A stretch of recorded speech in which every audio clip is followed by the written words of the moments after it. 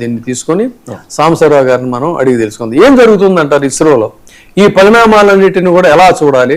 So భవిష్యత్తులో ఇస్రో ఉనికి మరి ఏ విధంగా ఇది సస్టైన్ అవుతుంది? దీని మీద మీరు చెప్పండి. విజయబాబు గారికి, మోహన్ గారికి నమస్కారం.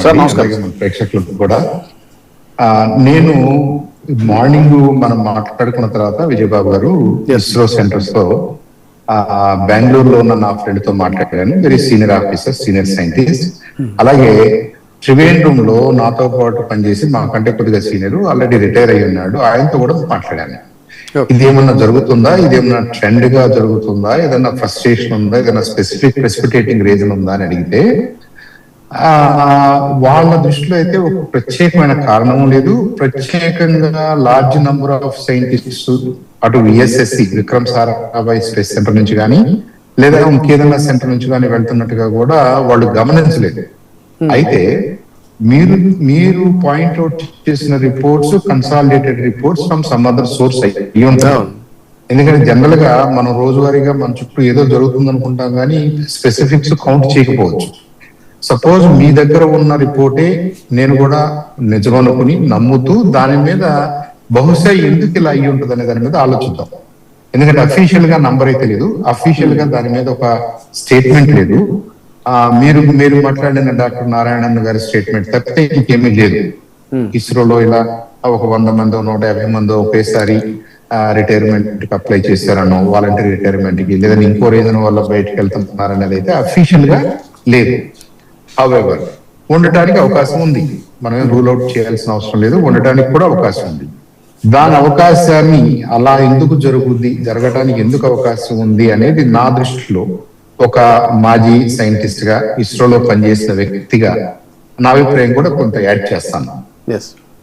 మేము 80s లో జాయిన్ అయినప్పుడు విజయబాబు గారు, అప్పుడు మనకి compare to other industry, public sector organisations కానీ ప్రైవేట్ సెక్టర్ లో ఉన్నటువంటి పెద్ద పెద్ద కంపెనీలతో పోల్చుకుంటే ముందు government sector, central government job అనే దానికి కొంత ప్రెస్టేజ్ ఉండేది. దాంట్లో కూడా సెంట్రల్ గవర్నమెంట్ లో ఉన్నటువంటి డిఆర్డిఓ, ఐఎస్ఆర్ఓ, అటామిక్ కమిషన్ ఇలాంటి కొన్ని పేర్లకి స్టార్డమ్ కూడా ఉండేది. నాట్ ఓన్లీ ప్రెస్టేజ్, కొంత స్టార్డమ్ కూడా ఉండేది. అప్పుడే అబ్దుల్ కలాం గారు అక్కడ పనిచేసి బయటకు వెళ్ళడం, ఇలా పెద్ద పెద్ద పేర్లు, డాక్టర్ ప్రకాష్ గారు కానివ్వండి, ప్రొఫెసర్ యుఆర్ రావు గారు కానివ్వండి, అలాంటి పెద్ద పెద్ద పేర్లన్నీ ఇస్రోతో అటాచ్ అయ్యి ఉండటం వల్ల ఇస్రోకి స్టార్డమ్ ఉండేది. ప్లస్ అది డైరెక్ట్ గా ప్రధానమంత్రి గారితో డైరెక్ట్ గా అటాచ్ అయ్యి ఉంటుంది కాబట్టి డిపార్ట్మెంట్ ఆఫ్ స్పేస్ అనేది సైన్స్ అండ్ టెక్నాలజీలో ఉన్నప్పటికీ పిఎం గారికి డైరెక్ట్ ఓవర్ సైట్ ఉంటుంది. ఏ మంచి జరిగినా ఏ చెడు జరిగినా హైయెస్ట్ లెవెల్లో జరుగుతుంది కాబట్టి మనకి కూడా మన రికగ్నిషన్ హైయెస్ట్ లెవెల్లో ఉంది, మన రివార్డ్ కూడా హైయెస్ట్ లెవెల్లో ఉండేది.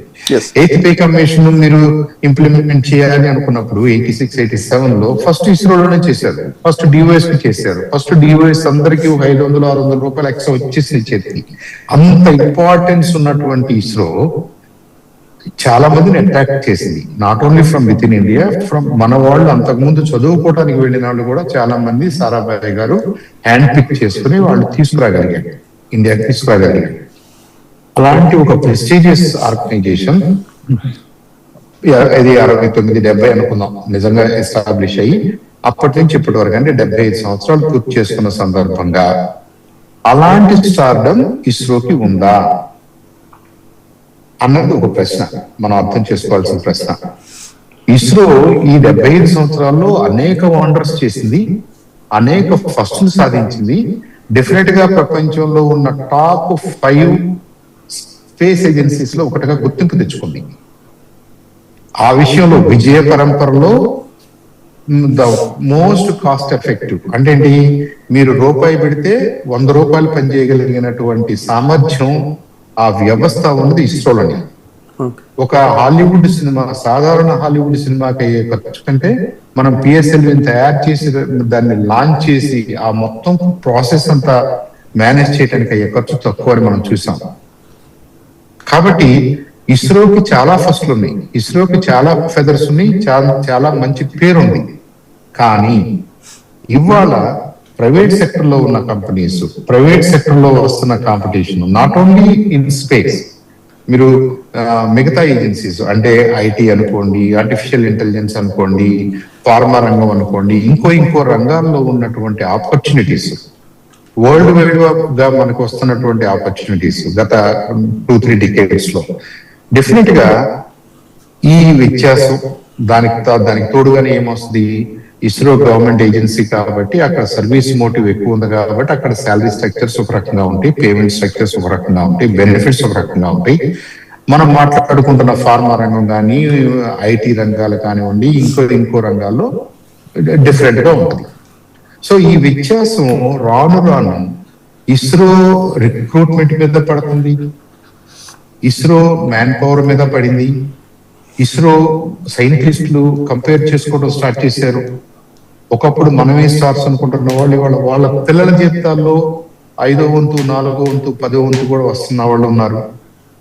నేను ఇక్కడ 20 సంవత్సరాలుగా చేస్తున్నాను, ఇంత మంచి పని చేశాను, మా అబ్బాయి నాకంటే 10 రెట్లు 20 రెట్లు ఎక్కువ జీతం తీసుకుంటున్నాడు అనేది డెఫినెట్ గా this is something we need to weigh in. ఇదొక కారణం.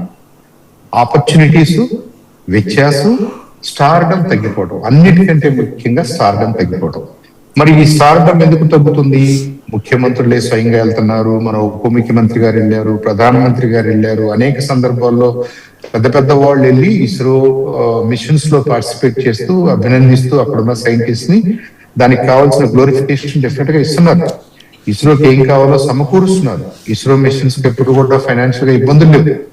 అయినప్పటికీ ఓవరాల్ గా ఇవాళ నేను గూగుల్లో పనిచేస్తున్నాను అన్న ఒక చిన్న కుర్రాడితో పోల్చుకుంటే అక్కడ 20-30 సంవత్సరాలుగా ఒక సిస్టమ్ మీద పనిచేసిన ఒక గ్లోబల్ ఎక్స్పర్ట్ అనుకుంటున్న ISRO సైంటిస్ట్ పేరు గాని, అతని గురించి గాని, అతనికి కావాల్సినంత స్టార్డమ్ గాని ఆబ్వియస్ గా రావట్లేదు. ఇది ఫ్రస్ట్రేషన్ కి ఒక కారణం అయి ఉంటుంది. ఇది అక్కడ ఒక్క చోటే ఉందా, మిగతా సంస్థల్లో ఉండదా, పిఎస్సీలో ఉండదా, మ్యానుఫ్యాక్చరింగ్ సెక్టర్ లో ఉండదా, గవర్నమెంట్ లోనే కాదు ప్రైవేట్ సెక్టర్ లో కూడా చాలా సెక్టర్స్ లో ఈ ప్రెజర్ ఉంటుంది కదా అంటే డెఫినెట్ గా ఉండుంటుంది. కానీ ఎక్కువగా ఫీల్ అయ్యేది ఈ స్టార్డమ్ పోతుందేమో, మాకు కావాల్సినంత గుర్తింపు మాకు రావట్లేదేమో అనుకుంటున్నటువంటి ఈ మేజర్ ఏజెన్సీస్ లో ఆ ఫ్రస్ట్రేషన్ కనపడటానికి అవకాశం ఎక్కువ ఉంది. నంబర్ 2 ఏంటంటే మనం కూడా ఇస్రో మొత్తం చేయాల్సిన అవసరం లేదు.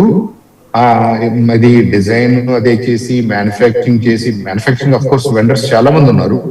ఆ ఇంటిగ్రేషన్ మనమే చూసి లాంచింగ్ ట్రాకింగ్ మంచి చెడులు అన్ని మనమే చూడాలంటే it is also becoming a burden. కాబట్టి ఇస్రో కూడా లాస్ట్ 10 years లో చాలా విభాగాల్ని ప్రైవేట్ సెక్టర్ కి ఇవ్వాలి, ప్రైవేట్ ప్లేయర్స్ ని ఎంకరేజ్ చేయాలని చెప్పేసి చేస్తుంది, which is a good direction, wanted direction. Entire world లో ఏ ఏజెన్సీ అయినా అలాగే ప్రొసీడ్ అయింది, అలాగే మనం కూడా ప్రొసీడ్ అవుతున్నాం. అది అందరూ వెల్కమ్ చేశారు, దాంట్లో అలాంటి డిస్ప్యూట్ లేదు. ఇది జరుగుతున్నప్పుడు మనకి ఒక హైదరాబాద్ లాంటి ప్లేస్, బెంగళూరు లాంటి ప్లేస్, ఇలాంటి ప్లేసెస్ లో లేదా ఇంకొద్దిగా చిన్న టౌన్స్ లో కూడా ఇస్రోకు సంబంధించినటువంటి వెండర్స్ కి అవకాశాలు పెరిగినాయి. సబ్ సిస్టమ్స్ డిజైన్ చేసే వాళ్ళకి, సబ్ సిస్టమ్స్ మ్యానుఫ్యాక్చర్ చేసే వాళ్ళకి అవకాశాలు పెరుగుతున్నాయి. కాబట్టి మనకి డైరెక్ట్ గా తెలిసిన 800 కంపెనీలు వెండర్స్ గా ఉన్నారు అనుకుంటే రాబోతున్న దశాబ్దంలో ఇంకో 10 సంవత్సరాల్లో ఇంకొక 800, 1000 తయారయ్యే అవకాశాలు కూడా కనిపిస్తున్నాయి. కానీ ఎట్లా ఇప్పుడు సాంబశివరావు గారు, ఒకవైపు మీరేమో పరిస్థితి ఆశావహంగా ఉందనేమో మీరు చెప్తా ఉన్నారు, కానీ ఇక్కడ చూస్తే స్టార్టప్ల జోరు ఈ స్పేస్ దీంట్లో బాగా పెరుగుతుందని గత కొన్నేళ్లుగా, ప్రత్యేకించి ఏంటంటే అంతరిక్ష సంస్థల్లో రంగంలో ప్రైవేటు సంస్థలకు అవకాశాలు బాగా పెరిగాయని చెప్పని ప్రైవేటు సంస్థలు రాకెట్లని, శాటిలైట్స్ని